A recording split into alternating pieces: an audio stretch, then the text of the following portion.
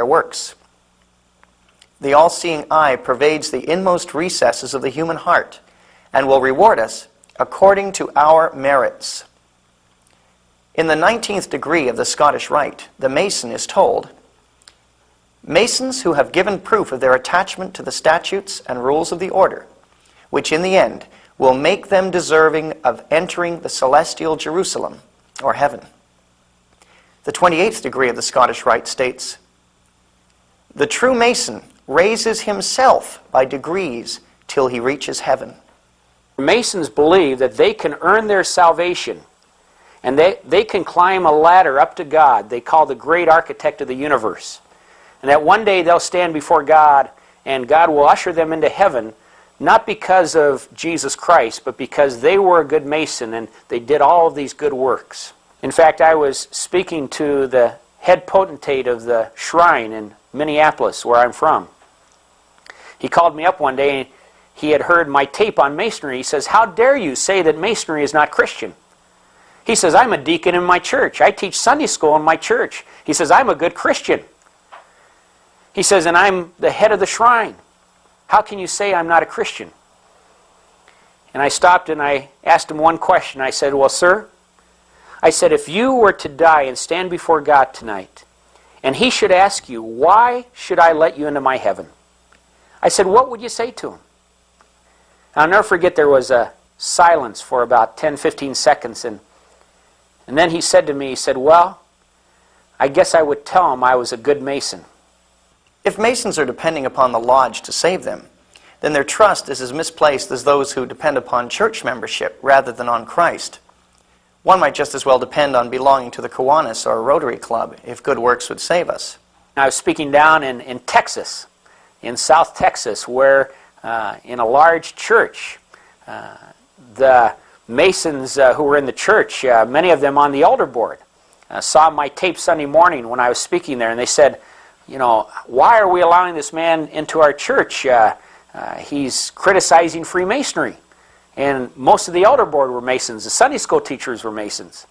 In fact, one of the elders was the worshipful master of the lodge in town. Another one was the supreme potentate of the shrine.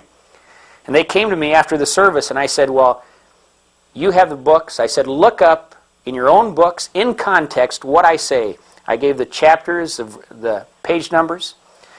They spent till 4 in the morning Sunday night going through all the documentation in their own Masonic library.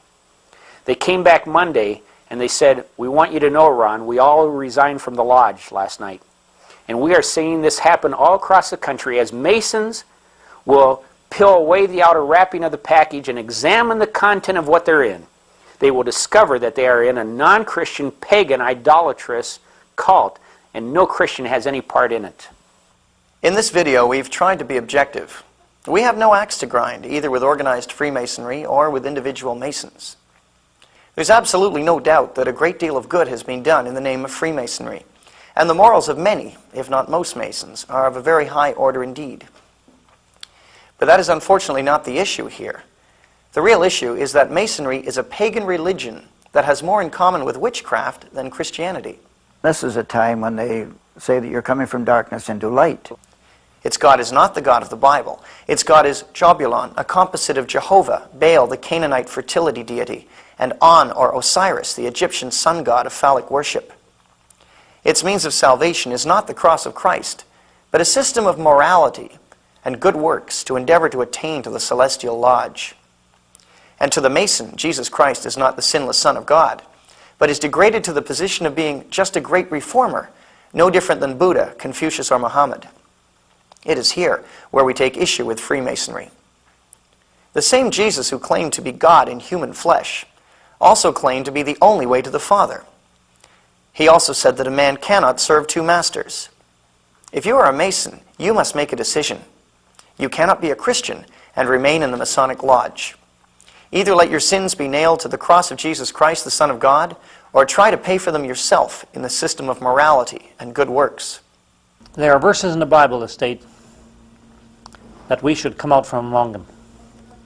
That darkness has no relationship with light. And also in the book of Proverbs it states that there is a way that seems right to a man, but it leads to death.